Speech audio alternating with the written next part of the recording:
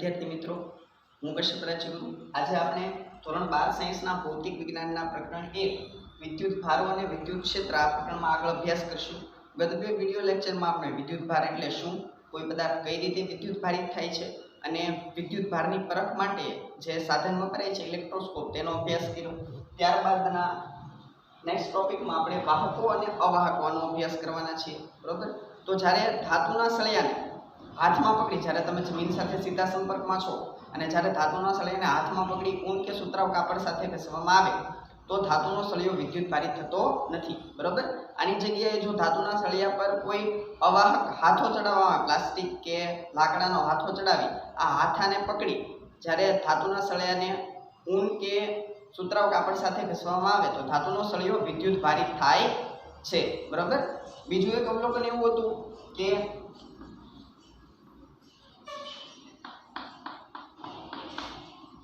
રેશમ સાથે ઘસેલ કાચનો સળિયો છે. બરોબર. રેશમ સાથે ઘસેલ કાચનો સળિયો આપણે જાણીએ છીએ ધન વિદ્યુત ભારિત હોય છે.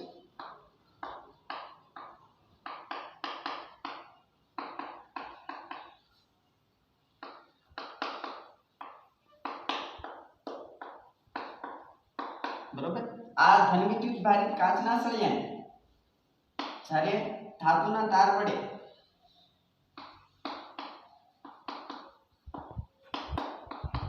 બરુની ગોળી સાથે, શરૂઆતમાં વિદ્યુતભાર રહિત છે એવી બરુની ગોળી સાથે જ્યારે સંપર્ક કરાવવામાં આવે, બરોબર, ત્યારબાદ જ્યારે આ ધાતુના તારને દૂર કરી તમે ધન વિદ્યુત ભારિત કાચના સળિયાને બરુની ગોળી નજીક લઈ જશો તો કાચનો સળિયો બરુની ગોળીને અપાકર્ષે છે.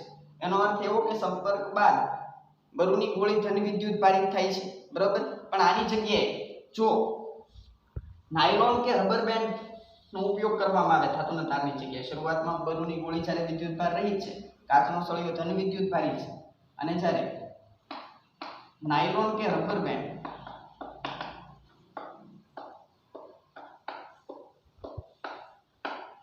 એના વડે જ્યારે બંને સંપર્કમાં લાવવામાં આવે પછી જ્યારે કાચના સળિયાને બરુની ગોળીની નજીક લઈ જાય તો બંને એકબીજાને અપાકર્ષતા નથી. આ કાચનો સળિયો બરુની ગોળીને અપાકર્ષતો નથી, એટલે કે ધન વિદ્યુત ભારિત થતો નથી. તો આવી રીતે અમુક પદાર્થો એ પોતાનામાંથી સરળતાથી વિદ્યુત ભારનું વહન થવા દે છે, જ્યારે અમુક પદાર્થો પોતાનામાંથી સરળતાથી વિદ્યુત ભારનું વહન થવા દેતા નથી. તો જે પદાર્થો પોતાનામાંથી સરળતાથી વિદ્યુત ભારનું વહન થવા દે એને વિદ્યુતના વાહકો અથવા વાહકો કહે છે, જ્યારે જે પદાર્થો પોતાનામાંથી સરળતાથી વિદ્યુત ભારનું વહન થવા દેતા નથી એને વિદ્યુતના અવાહકો કહે છે. તો વાહકો કોને કહીશું આપણે? તો જે પદાર્થ પોતાનામાંથી સરળતાથી વિદ્યુત ભારનું વહન થવા દે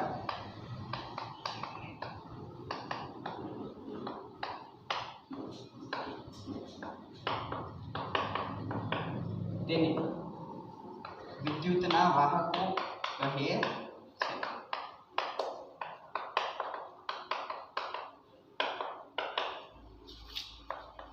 ઉદાહરણ તરીકે ધાત્વિક પદાર્થો એટલે કે કોપર છે, એલ્યુમિનિયમ છે, આયર્ન છે, બરાબર, પાણી છે.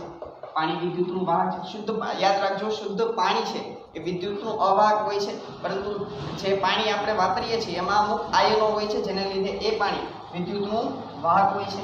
ત્યારબાદ માનવ શરીર, બરોબર, આ તમામ પદાર્થો વગેરે જેવા પદાર્થો વિદ્યુતના વાહકો છે. જ્યારે જે પદાર્થ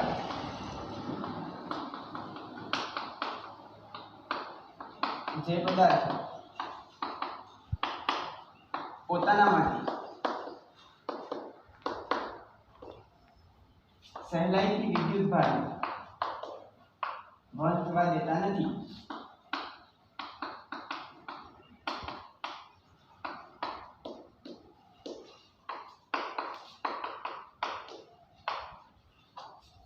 તેને વિદ્યુતના અવાહકો કહે છે.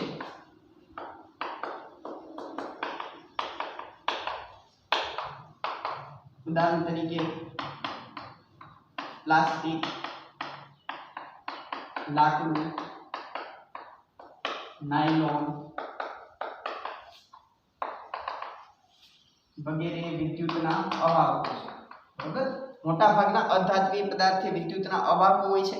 આ બંને વાહકો અને અવાહકોની વધુ વ્યાપક વ્યાખ્યાઓ આપણે પ્રકરણ 3 માં શીખશું, જે વાહકતા અને અવરોધકતાના આધારે આપવામાં આવે છે. ત્યારબાદ ત્રીજી એક કેટેગરી, ત્રીજું એક વર્ગીકરણ અર્ધવાહકો કરીને આવે છે, જેની વાહકતા વાહકો કરતા ઓછી હોય છે, અવાહકો કરતા વધુ હોય છે. એનો અભ્યાસ આપણે સેમેસ્ટર 4 માં કરશું.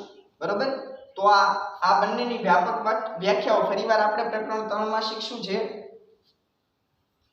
અવરોધકતા અને વાહકતાના આધારે કરવામાં આવે છે. બરોબર, ત્યારબાદ આપણે ઘરના વિદ્યુતીય જોડાણની વાત કરીએ તો આપણા ઘરે વિદ્યુત જોડાણમાં 3 તારો હોય છે, જેમાંના 2 તારો પાવર સ્ટેશનથી વિદ્યુત પાવર આપણા ઘર સુધી પહોંચાડે છે, અને એક વિદ્યુતના તારને ધાતુની પટ્ટી સાથે જોડીને ગ્રાઉન્ડ એટલે કે જમીનમાં દાટી દેવામાં આવે છે, ગ્રાઉન્ડિંગ કરવામાં આવે છે. આ જે ત્રીજો તાર છે, જે જનરલી ગ્રીન કલરનો હોય છે, તેને જે ધાત્વીય આવરણ ધરાવતા વિદ્યુતીય ઉપકરણો છે, બરોબર, રેફ્રિજરેટર છે, ટીવી છે, ઇસ્ત્રી છે, એના ધાત્વીય આવરણ સાથે જોડવામાં આવે છે, કે જેથી કોઈ ખામીના કારણે જ્યારે જીવંત તાર આ ધાત્વીય આવરણને અડી જાય, કોઈ પણ ધાત્વીય આવરણ ધરાવતા વિદ્યુતીય ઉપકરણ છે એના ધાત્વીય આવરણને અડી જાય, અને પછી જ્યારે આપણે આ ધાત્વીય આવરણ ધરાવતા કોઈ પણ ઉપકરણને અડીએ, બરોબર, તો જે વિદ્યુત ભાર છે એ આ અર્થિંગના તાર વડે પૃથ્વીમાં ચાલ્યો જાય છે, જેને લીધે માનવ શરીરને હાનિ પહોંચતી નથી. આ રીતે અર્થિંગ એ વિદ્યુતીય ઉપકરણને અને માનવ શરીરને બંનેને અકસ્માતથી બચાવે છે.